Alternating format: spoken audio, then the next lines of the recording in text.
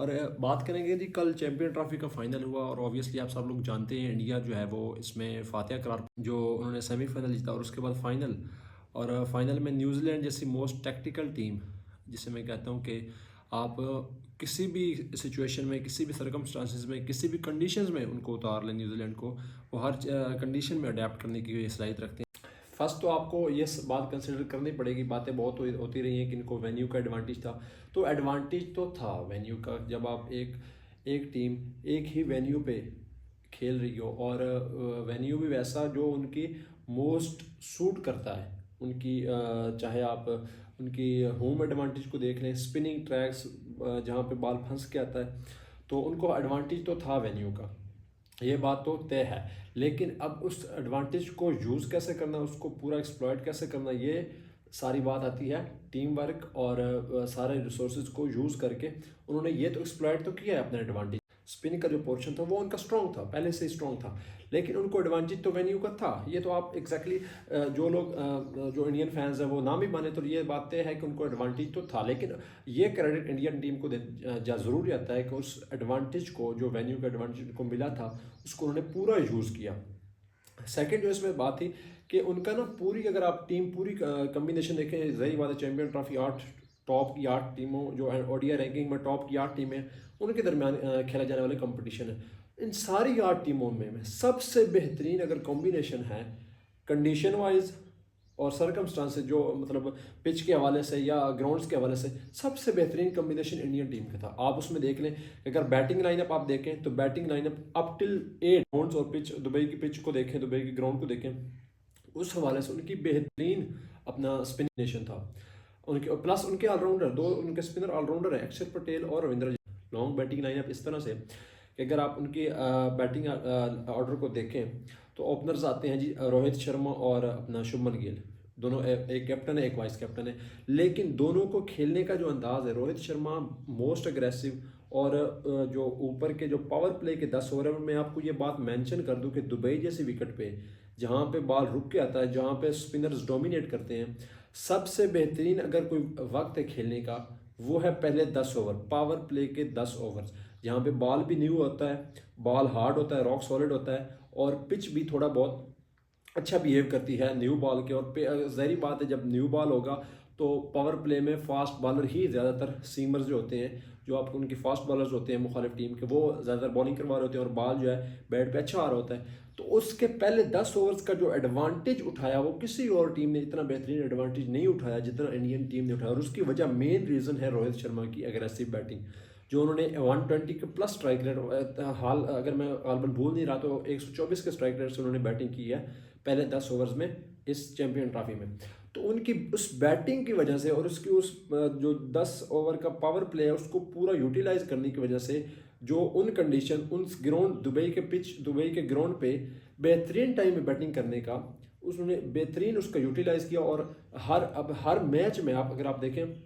बांग्लादेश के मैच में जहाँ पे वो छोटा टोटल चेज कर रहे थे 230 का, उसके बाद पाकिस्तान के मैच में 240 का चेज कर रहे थे। और सेकंड पे शुभमन गिल है उनके, शुभमन गिल जो कि उन्होंने अपना पहला मैच बांग्लादेश के खिलाफ 100 लगाया और बेहतरीन 100 लगाया, जिसे कहते हैं कि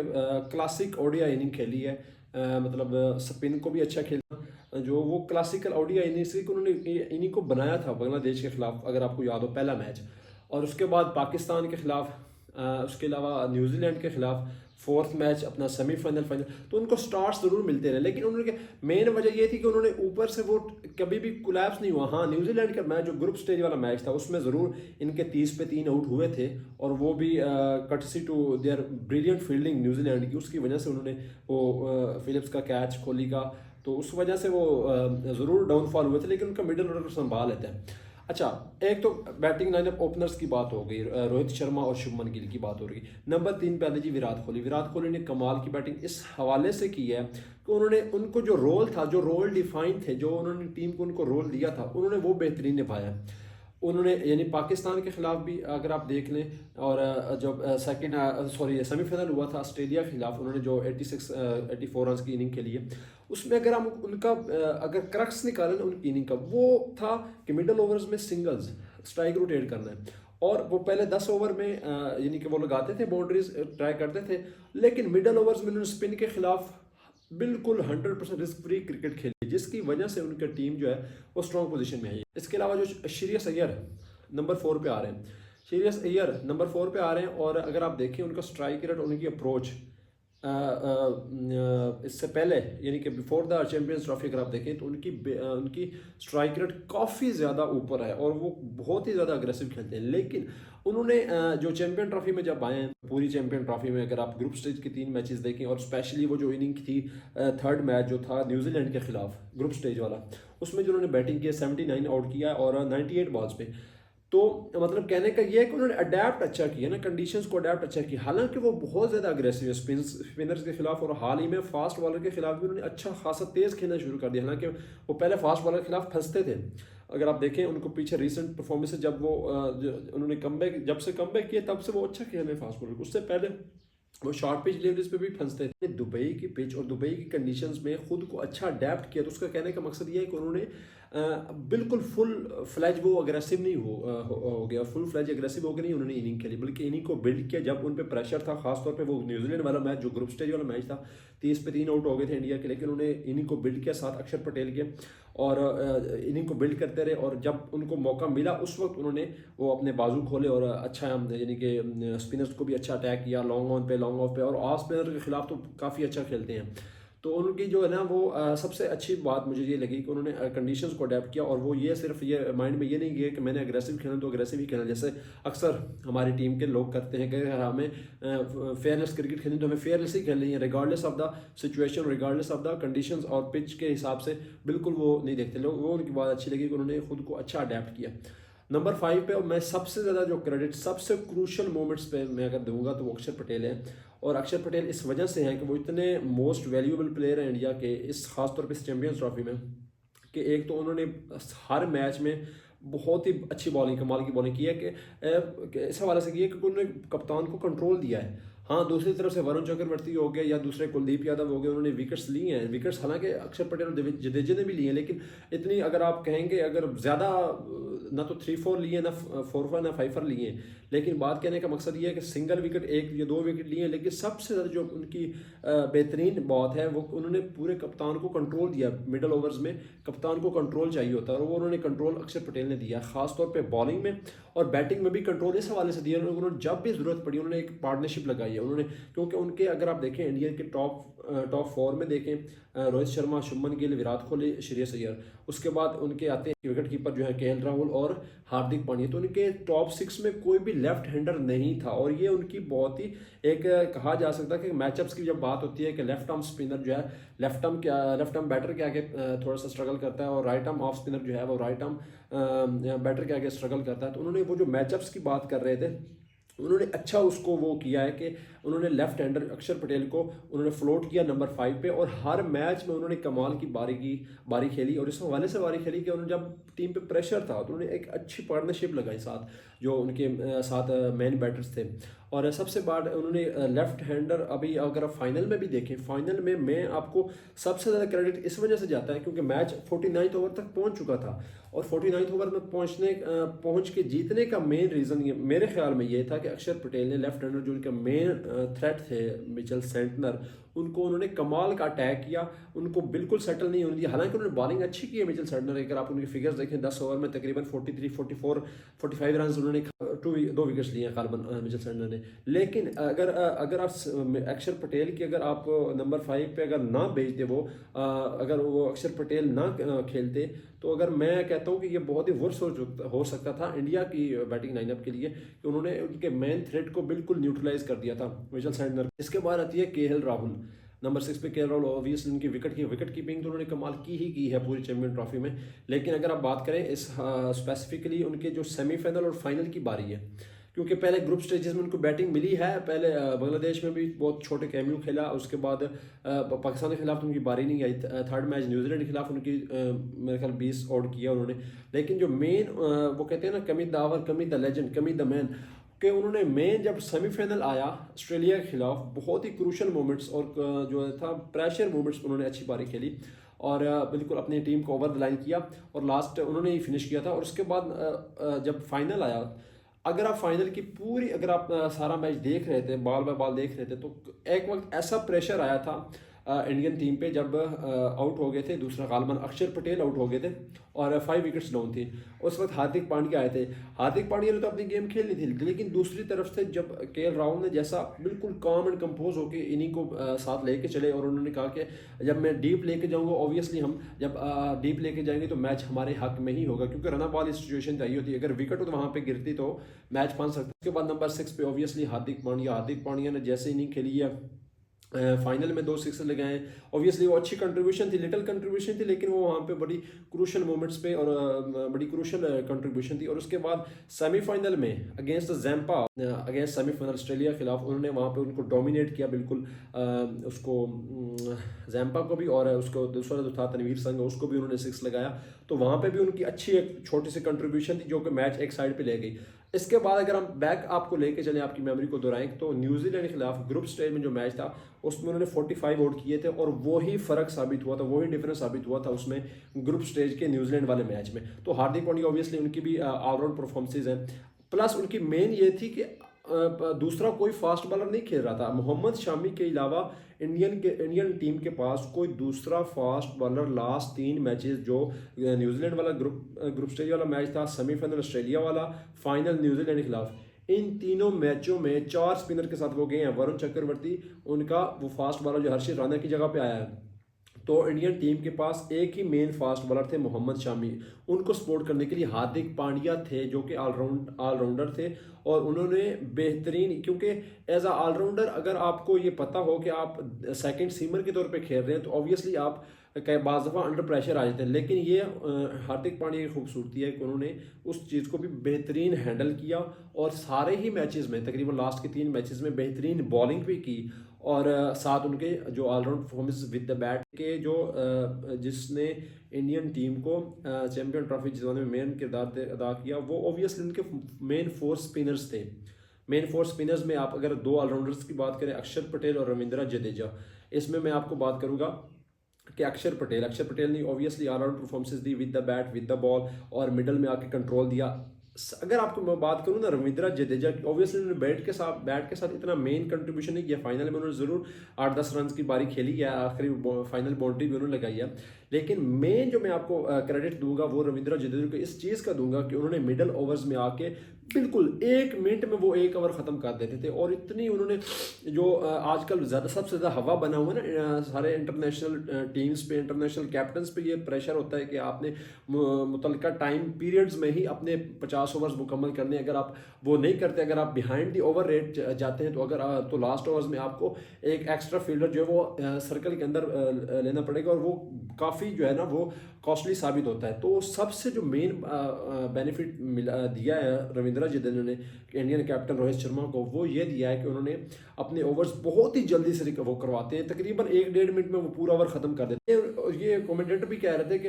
ये इनका मोमेंटम है, अगर आपने इनको मारना है, इनको स्कोर करना है, इनके खिलाफ अगेंस्ट स्कोर करना है अगर आपने, तो इनका मोमेंटम तोड़ना पड़ेगा। जिस स्पीड से ये बॉलिंग करवा रहे हैं, इतना जल्दी ये ओवर खत्म करते हैं, उनके ये मोमेंटम को तोड़ना पड़ेगा। तो मैं इनको क्रेडिट इस चीज़ का भी देता हूँ कि इन्होंने कमाल की मिडिल ओवर में ओवर रेट के हवाले से कैप्टन को बहुत ही अच्छा क्वेश्चन के अगर आप मेन जो 2 बॉलर्स थे कुलदीप यादव और वरुण चक्रवर्ती, ऑब्वियसली मैं कुलदीप यादव की बात करूंगा। Kuldeep Yadav obviously under radar थे, उन पर प्रेशर था। प्रेशर इस वजह से था कि वो उन्होंने काफ़ी वो जिस वजह से उन्होंने वो टीम में थे कि मिडल ओवर्स में उन्होंने विकेटें चटकानी। ये नहीं करना कि उन्होंने सिर्फ कंटेन करना है बैट्समैन को, कंटेन करने उनके लिए उन्होंने उनको टीम में नहीं रखा हुआ कुलदीप यादव को। जब वो युजवेंद्र चहल के साथ भी थी, जिनको वो मशहूर के तौर पे कुलचा बोलते हैं, जब वो उनके साथ भी सेटअप में का हिस्सा थे, तो मेन इन दोनों का मकसद चहल का और कुलदीप का यही था कि वो मिडल में विकेटें लेते थे और मुखालिफ टीम को अंडर प्रेशर लाते थे। अभी वो अंडर रेडार इस वजह से थे कि वो मिडल ओवर्स में उस तरह से विकेटें ले नहीं रहे थे। लेकिन वो कहते हैं ना कि मेन जब चीज़ आई, जब फाइनल जब आया, और वो प्रेशर में भी थे पिछले 3 मैचों में, इस हवाले से परफॉर्मेंसेज नहीं थी। हाँ, उन्होंने मतलब एवरेज परफॉर्मेंसेज ज़रूर दी थी, लेकिन इस हवाले से इतनी बड़ी परफॉर्मेंसेज नहीं दी जितना फाइनल में आके उन्होंने पहली ही बॉल पे, अपने स्पेल की पहली ही बॉल के मेन सेट बैट्समैन जो रचिन रविंद्रा थे, जो उस वक्त के मेन थ्रेट साबित हो रहे थे, जो शायद ये लग रहा था कि शायद दुर्तेज के फाइनल वाला हेड जो है वो अभी 2025 चैंपियन ट्रॉफी में रचिन रविंद्रा बनेगा इंडियन टीम के खिलाफ। तो वो उन्होंने उस थ्रेट को नलीफाई किया, बिल्कुल निगलेक्ट, बिल्कुल न्यूट्रल कर दिया और अपने स्पेल की पहली बॉल पे बेहतरीन गुगली डाली और रचिन की विकेट ली। और मैं कहता हूँ कि उस पहली बॉल पे विकेट लेने के बाद उनका कॉन्फिडेंस इस हद तक हाई हो गया, उन्होंने बाकी सारे 10 ओवर में बेहतरीन बॉलिंग की। हालांकि जो पिछले वो 10 ओवर में पिछले जो champion trophy group stage match में और सेमीफाइनल में वो बॉल हल्की सी तेज कर रहे थे, उन्होंने उस, हालांकि वो विकेट इतनी स्पिन नहीं हो रही थी जितनी वो पिछले ग्रुप स्टेजेस के मैचेस में और सेमीफाइनल में जितने डिग्री स्पिन हुई है इस दुबई की विकेट पे, फाइनल में उतनी उतनी डिग्री की स्पिन नज़र नहीं आई। लेकिन गालबन 2 डिग्री हुई है स्पिन फाइनल में, और अगर आप पिछले ग्रुप स्टेजेस के मैच देखें और सेमीफाइनल देखें तो वो 2.8 3.5 वहाँ तक डिग्री पे टर्न हुई है। लेकिन इस फाइनल में उतनी टर्न नहीं हुई। लेकिन उन्होंने क्या किया कि उन्होंने अपनी स्पीड को थोड़ा सा कम किया, वो बॉल को थोड़ी सी ज़्यादा एयर दे रहे थे, वो बैट्समैन की आईलाइन से ऊपर फेंक रहे थे बॉल, जिसकी वजह से उनको वो केन विलियमसन की विकेट भी मिली है। उन्होंने हवा में थोड़ी सी आईलाइन के ऊपर बॉल की और वो बॉल जो है विकेट पे ज़रा सा उसने स्टे किया, रुकी है, तो केन विलियमसन ने वो कैच बिल्कुल सामने दे दिया। तो बिल्कुल क्रेडिट जाता है कुलदीप यादव को, जो कि अंडर रडार थे, अंडर प्रेशर थे, लेकिन फाइनल में उन्होंने कमाल की परफॉर्मेंस दी। अब आते हैं जी मेन, अगर मुझसे आप पूछें कि इंडियन टीम का इस वक्त मैन ऑफ द सीरीज, या आप कह सकते हैं कि मैन जिसने सबसे बड़ा इफेक्ट डाला इस चैंपियन ट्रॉफी के जीतने में, वो थे वरुण चक्रवर्ती। मिस्ट्री स्पिनर है, उन्होंने पहला मैच खेला है न्यूजीलैंड के खिलाफ ग्रुप स्टेज में, वहां से लेके फाइनल तक 3 मैचेस बनते हैं। 3 मैचेस में किसी बैट्समैन ने भी उसको उस तरीके से उतने कॉन्फिडेंस से किसी ने भी नहीं खेला। सेमीफाइनल में स्टीव स्मिथ ने ज़रूर उनको यानी कि मिल्क करने की कोशिश की, यानी कि स्ट्राइक रोटेट करने की कोशिश की, वो ज़रा सा कंफर्टेबल नज़र आए, लेकिन किसी ने भी इनको डोमिनेट नहीं किया इन 3 मैचेस में। और मैं कहता हूँ कि सबसे बड़ी जीतने की वजह वरुण चक्रवर्ती थे, क्योंकि वो एक तरफ से बहुत ही ज़्यादा प्रेशर डालते थे दूसरी मुखालिफ टीम पर, और साथ दूसरी तरफ से ऑब्वियसली स्पिनर जो थे उनके अक्षर पटेल और रविंद्र जडेजा, वो भी आके वो तेज़ी से ओवर करते थे और बिल्कुल उन्होंने रन रेट को भी नहीं ऊपर जाने दिया। और दूसरी तरफ से वरुण चक्रवर्ती आके विकेट्स लेते थे और की विकेट्स लेते थे। अगर आप देखें सेमीफाइनल में उन्होंने विकेट ली ट्रेविस हेड की, जो कि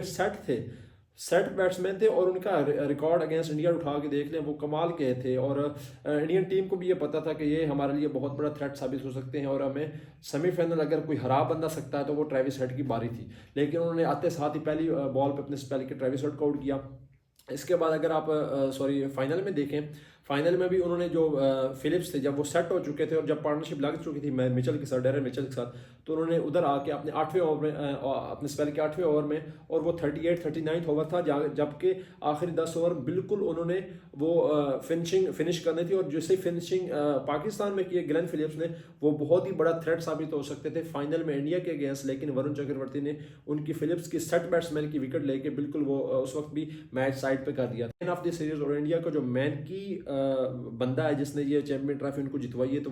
ऑब्वियसली ये सारी चीज़ें, उनकी बैटिंग लाइनअप, उनकी बॉलिंग लाइनअप, उनकी कंडीशंस को सही से यूटिलाइज करना, उनकी वेन्यू का एडवांटेज, सारी चीज़ें जो हैं वो ऑब्वियसली अपनी जगह पे हैं। लेकिन अगर मोस्ट डिजर्विंग कोई टीम थी चैंपियन ट्रॉफी जीतने के लिए तो वो ऑब्वियसली इंडिया ही थी। नाकाबिल शिकस्त रही है, अनबीटेबल रही है पूरी चैंपियन ट्रॉफी में, और ऑब्वियसली बहुत ही मोस्ट डिजर्विंग टीम थी, और इसके से ज़्यादा कोई डिजर्विंग टीम हो नहीं सकती थी। और मेरे ख्याल में तो मोस्ट जो 2 टॉप की टीमें जो फाइनल में पहुंची हैं वही उन्होंने पूरी अपने चैंपियन ट्रॉफी में कंसिस्टेंट और अच्छी क्रिकेट खेली है। लेकिन ये है एक, मैं आपको आखिर में बात ज़रूर कहूँगा कि ये न्यूजीलैंड टीम के लिए कि वहाँ पे एक बंदा है जिसने, जो पिछले 4 तकरीबन इवेंट्स हो चुके हैं जिसके फाइनल में पहुंचा है, और वो चारों फाइनल जो है हारा है, तो उस बंदे को ज़रूर क्रेडिट जाता है, उसकी हौसले को ज़रूर क्रेडिट जाता है कि जो बंदा अभी भी वो मुस्कुराता है, वो आपको पता चल चुका होगा, जो कि 2015 के वर्ल्ड कप के फाइनल में भी था, जहाँ पे ऑस्ट्रेलिया के हाथों न्यूजीलैंड को शिकस्त हुई। 2019 के वर्ल्ड कप के फाइनल में भी था, जहाँ पे इंग्लैंड के हाथों, और वो बड़ा कंट्रोवर्सी से भरा फाइनल है। 2019 में इंग्लैंड ने न्यूजीलैंड को हराया, वहाँ पे भी वो बंदा मौजूद था, बल्कि कैप्टन था। और 2021 के world cup T20 world cup के फाइनल में ऑस्ट्रेलिया ने जब हराया, तो उस बंदे ने इनिंग भी कमाल की खेली थी फाइनल में, फिर भी वो न्यूजीलैंड की टीम हार गई, वो बंदा वहाँ मौजूद था। और अभी 2025 के चैंपियन ट्रॉफी के फाइनल में भी वो बंदा मौजूद था और वो हार गया। वो, उसका नाम है केन विलियमसन, और उसके हौसले को ज़रूर सलूट जाता है कि उस बंदे ने 4 मेजर ICC टूर्नामेंट्स के फाइनल हारे हैं, लेकिन फिर भी वो बंदा मुस्कुराता है। अगर आपको वीडियो पसंद आए तो काइंडली इसको शेयर और लाइक ज़रूर कर दीजिएगा। Thank you.